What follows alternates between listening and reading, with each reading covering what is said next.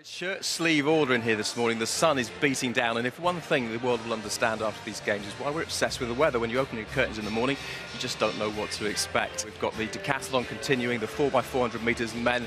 They try to qualify for the final, and also the women's high jump qualification. And alongside me, as ever, it's good morning to Denise Lewis and Colin Jackson. But let's look back now and chat about that 200 metres. We were all incredibly excited about it. I think we thought she was going to run a bit faster, didn't we? I think we hoped. We really did. Good evening and welcome to live Diamond League athletics from Lausanne in Switzerland. If you're still suffering from PODS, that's post-Olympic depression syndrome, apparently, Colin, it's a recognisable condition, then you've chosen the right place to be for the next 2 hours with Colin and I. We've got 19 Olympic champions on show, 53 medalists in total from London. And, well, it's going to be, I think, a super event. We've got the 400-metre hurdles coming up. Usain Bolt, obviously, a little bit later on. But let's concentrate on this race first of all. Perry Shake straight and going in lane 3. She's got the Olympic champion, Anne Chook, outside. It's quite a frank assessment there for Martin Rooney of his performance, Colin. And we do get frustrated, don't we? Because he does have a lot of talent and keeps on not producing.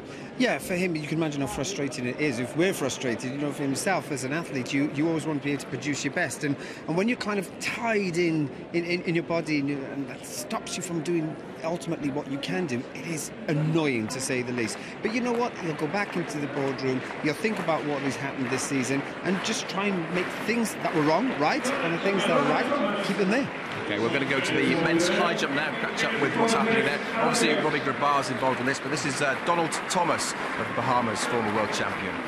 Well, that blind long jump and indeed the blind triple jump we saw yesterday is fascinating. Big hit, I think. I mean, I've sat and watched some triple jump competitions and long jump competitions, and they're not that interesting, even though I did it. But you can never take you can never take your eye off it when they're doing the F11, F12, can you, Danny? It's absolutely stunning. I don't think there'd be a triple jumper or a long jumper who at some stage hasn't come a cropper on the edge of the pit, and when they go, it's just your heart stops when they start coming off the runway because the officials are sitting there. There's so much clutter around for them to hit. I think they need to change that. I seriously do. I mean, they've just got it set up like, you know, a regular long or triple jump competition. There's marks that the officials are sitting down. There's boards along the side. I mean, you just feel that, you know, there needs to be some modification.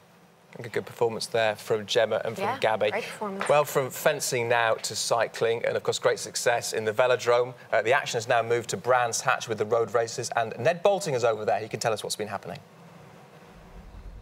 It's hard to believe that it's just a week since the closing ceremony of the Paralympic Games, the end of London 2012, and a summer of sport, the like of which we will probably never see again. It's a really tough act to follow, but if any event can do it, I think this one probably can.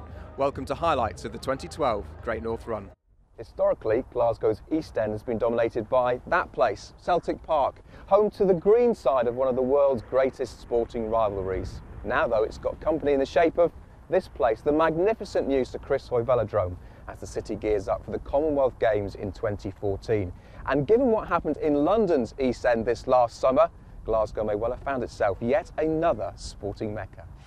And Sir Chris Hoy is here in his eponymous velodrome. Chris, I mean, I get emotional watching that. How do you feel? Well, you can't beat a good montage, can you? And you can't. But that music's a killer.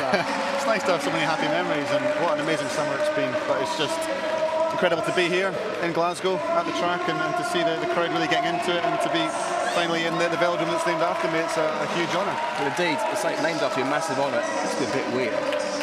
It is weird. I tell you what's weird is being here and not competing. We saw Victoria Pendleton there in that montage. She is retired. You're absolutely not retired, are you? No, not yet. The winner. We're from Kieran to another one of your events, the men's sprint, the team sprint, with Ed Clancy trying to step in and fill your man's shoes here.